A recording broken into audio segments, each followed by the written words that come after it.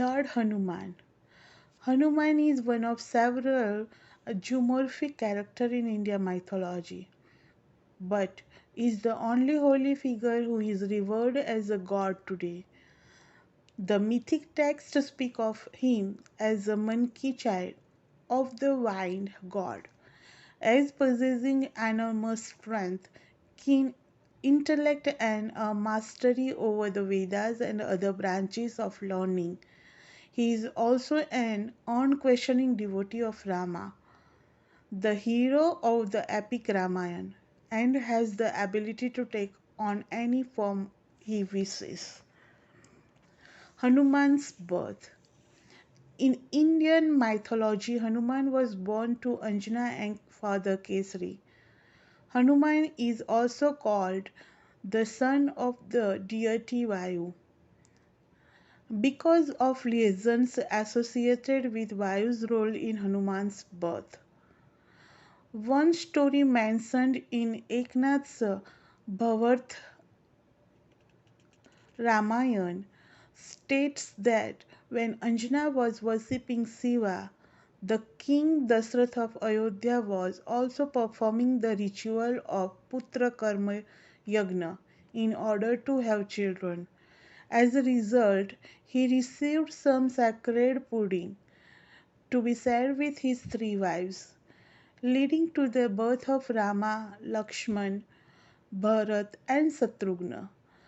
By divine ordinance, a kite snatched a fragment of that pudding and dropped it while flying over the forest where Anjana was engaged in worship.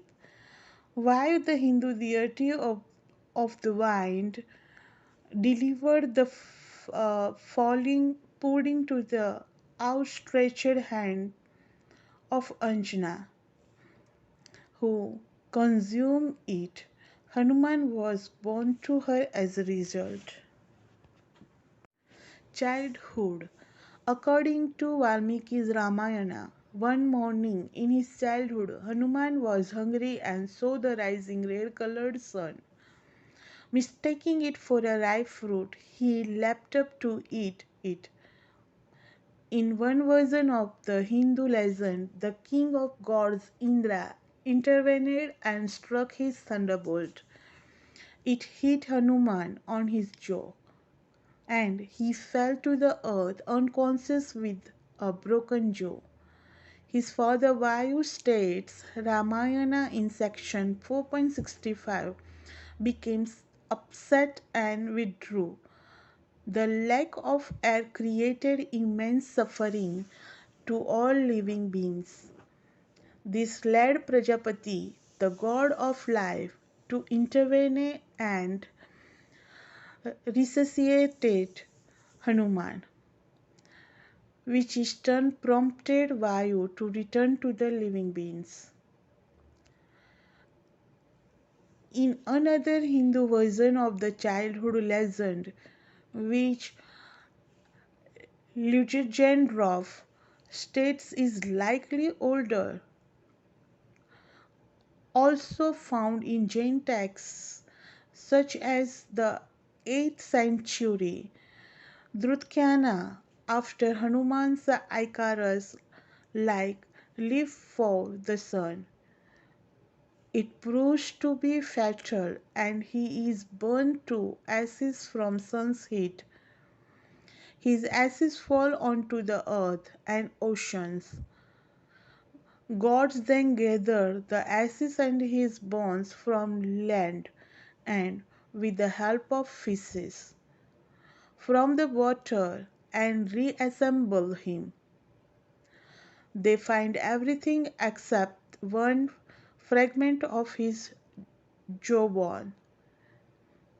His great grandfather on his mother's side then asks Surya to restore the child to life.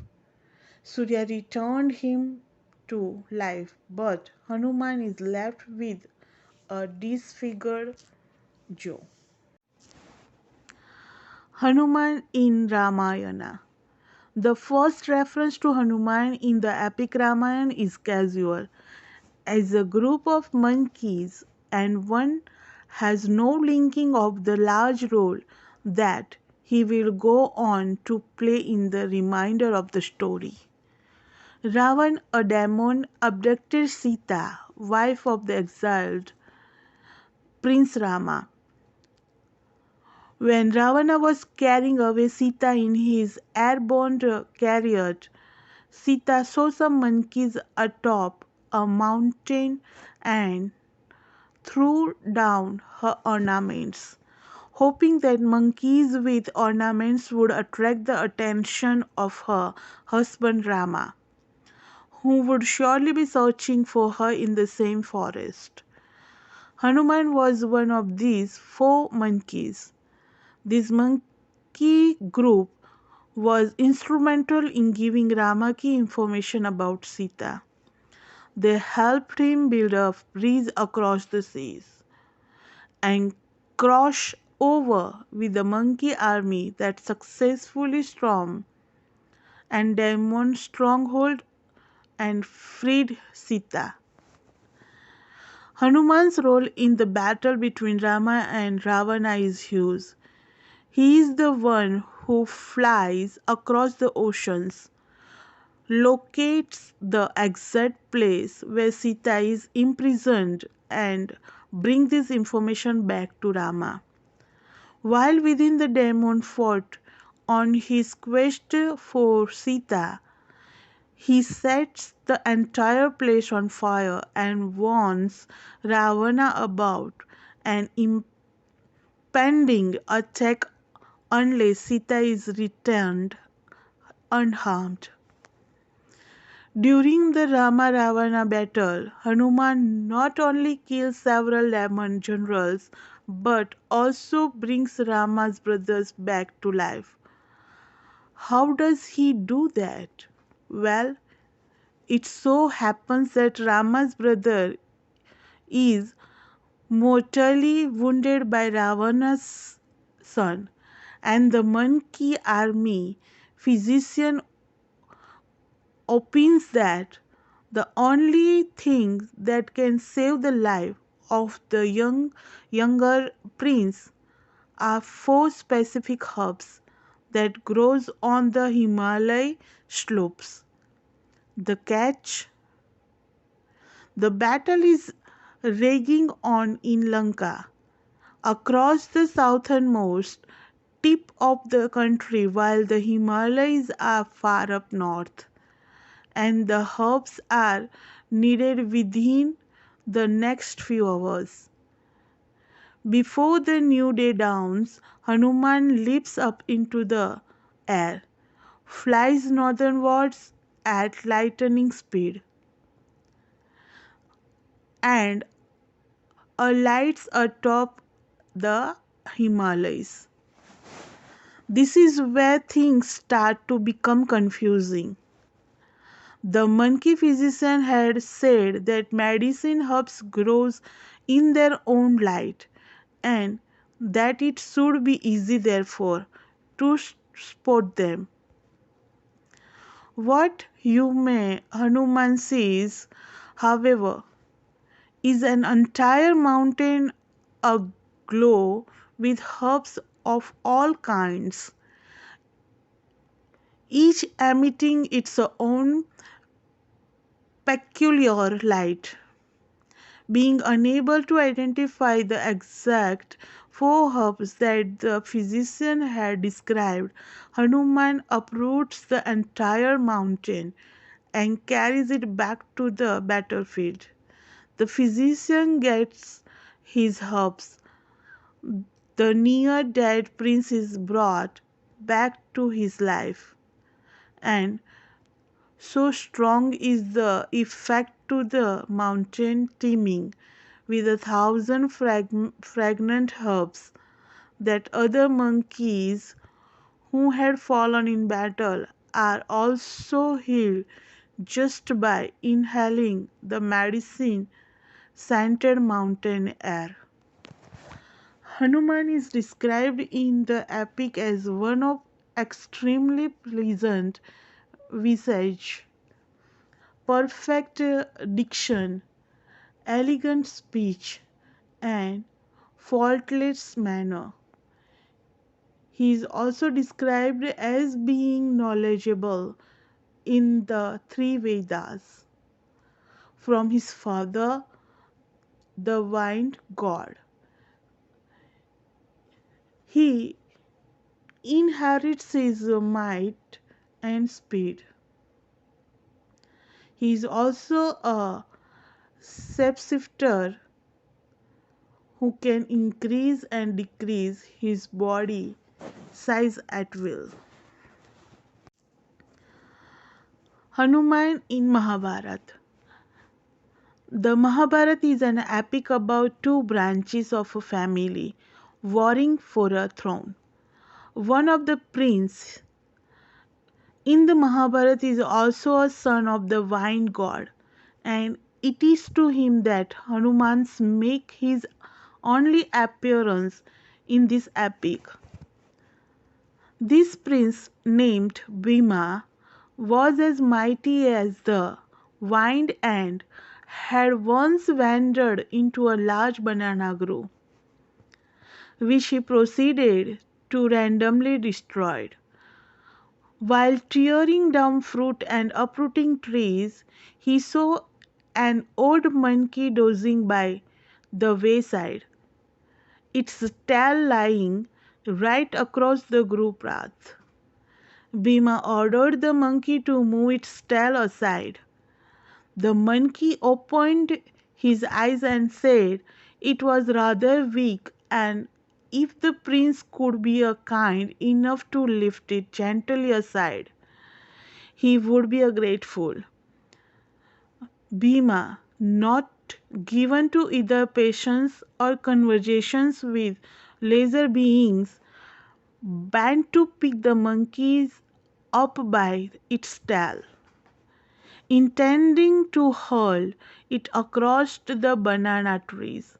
However, to his surprise, try as he might, he could not move even a whisker of the tail.